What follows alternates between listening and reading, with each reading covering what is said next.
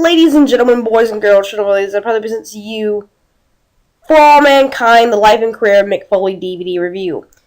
Now, as you can see, I've kind of changed my little way of doing things. I don't have the DVD with me, but I really wanted to review this for it. And I didn't do it on the unbacking, I just got it, so there's really no point of me just showing you one DVD. So I'm going to do it this way, and if you like it, just tell me, give me some feedback on it in the comment section below. Now, as you can see, For All Mankind, the Life and Career of Mick Foley. As you can see, if you get the 3-disc edition, you get it like this. It says For All Mankind, the Career of Mick Foley, with Mick Foley on the cover, with the sock puppet, the book, and he's sitting down with his leopard-coated boots, sitting in a chair, thinking about his career, and he has his 3 books in the corner over there. And then on the side, you can see For All Mankind, the Career of Mick Foley, with him in his suit and tie. Now, obviously, this isn't the American version, because you can see the little 15 at the bottom, maybe 18, I'm not sure how they do it there, and also, that's if you get the 3-disc edition. Now, this is what you get if you get the Blu-ray edition of it. As you can see, I think you only get 2 discs, but you get more exclusives for the Blu-rays. So maybe the Blu-rays is a little bit more expensive, maybe about $26 or over here in America. And it was around $8. I got it for $18 at Best Buy with the 3-disc edition. So if you really like the Blu-rays and special exclusive and features and stuff, then the Blu-ray is for you. And if you want high definition, but sometimes it doesn't play on different, TV box sets, I guess, I'm not sure. Alright. This is the side. I know this isn't really clear, but when you open up the 3-disc, this is for the 3-disc only. As you can see, on the far left, you have Mankind with a sock puppet, and then you have Mick Foley, or Cactus Jack, right beside him. Santa Claus is sitting trying to deliberate with everybody, and regular Mick Foley is sitting over there in the far right corner, over near the cabinet kind of thing. And then you have Do Love sitting over there with an awesome facial expression. And then in the way back corner on the wall, you'll see the Hardcore Championship hanging right there. But that's only if you get the 3-disc edition. On this side, on the spine of this is what it looks like for the side of the 3-disc and the 2-disc Blu-ray edition. For All Mankind, the Life and Career of Mick Foley. On the inside, you have really cool discs, and as you can see, it's got the Cactus Jack version with the smiley face, and you have the Mankind version with the smiley face. If you get the 3-disc version, you get Do Love with it as well, and all it is just a tie-dye smiley face. It looks really cool. I really like it. On the back, it's the same for the 3-disc as well, but on the back, you'll have a couple of pictures. It's Undertaker and Mankind on the top of the cage, under the 3 faces of Foley. On top of the cage at King of the Ring. You have Mankind on the far left side, and on top of the one with the Hell in a Cell, which I just pointed out, you have the 3 faces of Foley: Mankind, Do Love, and Cactus Jack. Then on the far right, you'll have Mick Foley as Cactus Jack. Well, not really Cactus Jack, just as Mick Foley. Then you'll have a little description. You can read that in the regular DVD review. This is a kind of blurry picture for me to read. Now let's talk about the DVD itself.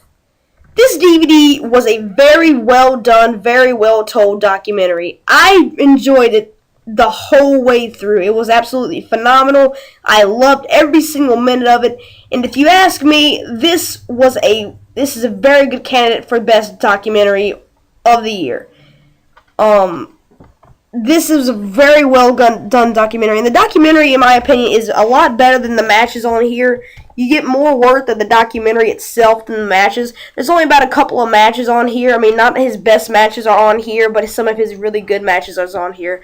And you open up with him talking about how he always wanted to be that guy in the WWE. He had to say WWE instead of WWF. As a champion, but he never thought how he was going to do it.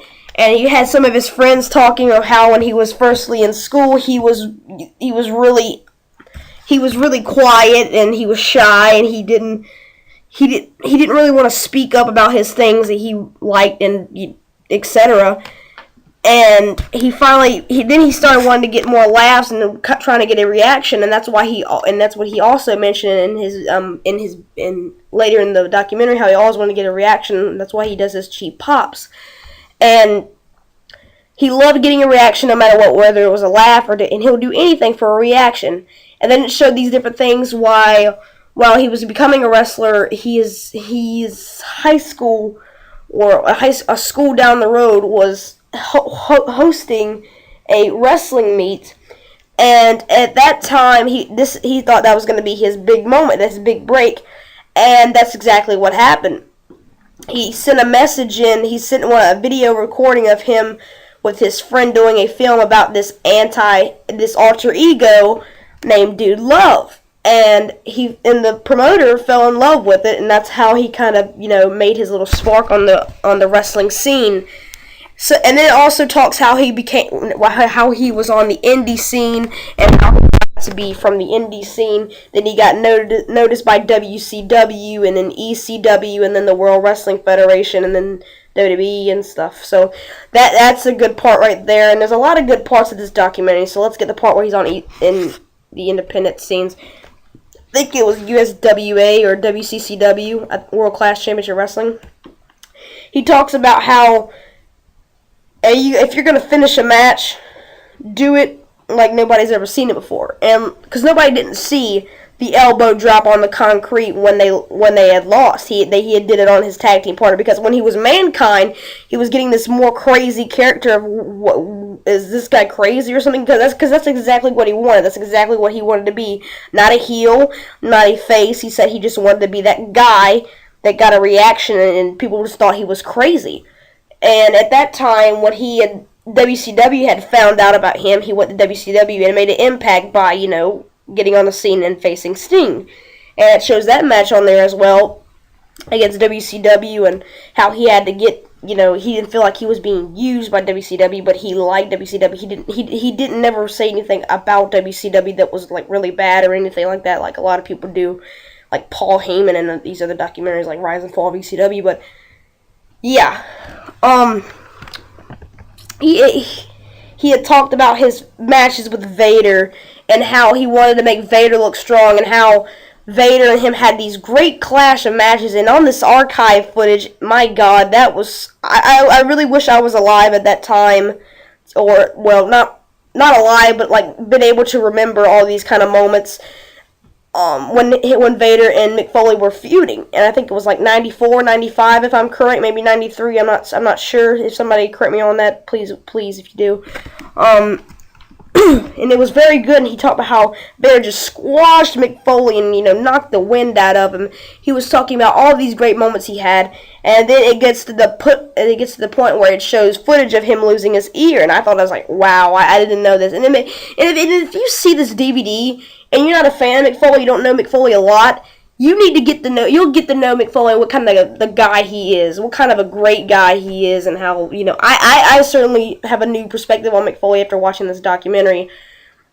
And it also talks about how Mick Foley had, transited from being, that guy, from being, this crazy Cactus Jack character, to be this guy that actually got respected and got cheers and stuff, and people were respecting all the moves that he did. And then after that, he decided to get out of WCW, and then he had really nothing else to do, so he went to the World Wrestling Federation. He unfortunately didn't get a title shot from WCW, and that was a reason why he left, because they didn't know what to do with him. And WWF, when he went there, he was this Mankind character, and he talked about his brawls against Shawn Michaels at In Your House Mind Games, and his feud with The Undertaker, and being thrown off the cage and being chokeslammed through the cell, and not giving up, and having a dislocated shoulder, had his jaw being injured, having this Norman Bates showers, and all these kind of things, elevated Mick Foley. And he talks about how he had loved his, work with Triple H and guys like that at those different points of his career, and how he loved to work with guys like The Rock and stuff like that, and being in a feud with Stone Cold and being Mr. McMahon, and then being the commissioner. And then it talked about him being a very good author that, talking about how he was writing on the legal pad and asking different superstars around, the airplane, just to ask him, is this good or not? And then he wound up becoming a really good best-selling author. And this is really good. And then he talks about how he's a very charitable man. He talks about how he's never had his WrestleMania moment. Mr. McMahon was really mad about that because at Armageddon 2000, No Way Out 2000, I'm sorry, in that Hell in a Cell match against Triple H, the retirement match, and he came right back WrestleMania 2000. He didn't really like the fact that he did that because it wasn't good creative stance, but he said okay, and then he said that's kind of ruined it because he had a great match at No Way Out 2000. And then he talked about how he had a great match at Backlash 2004, and he said he was really disappointed with his performance at WrestleMania 10, and how things like that, just the things that, he always never got to cut it off. And how he had tried it again with Edge and Mick Foley. He sold the show at WrestleMania 22, and then he came back again at Vengeance and ECW and had another great match at ECW One Night Stand. But he's just talked about how he thinks how he should have ended his career, but he never got the chance to really end it, if that makes sense. It was a very good documentary. You must get this, guys, if you don't have this really good documentary. Anyway, that's from Codebreaker 146. Very an abrupt ending, but please make sure to comment on this video. Like this video if you want to. It's all about your preference. And if you haven't already, hit the subscribe button. But if you already subscribed, thank you for subscribing, man. Woman, child, it's fine. See you later. Codebreaker 146 is out. Thank you for watching. Peace.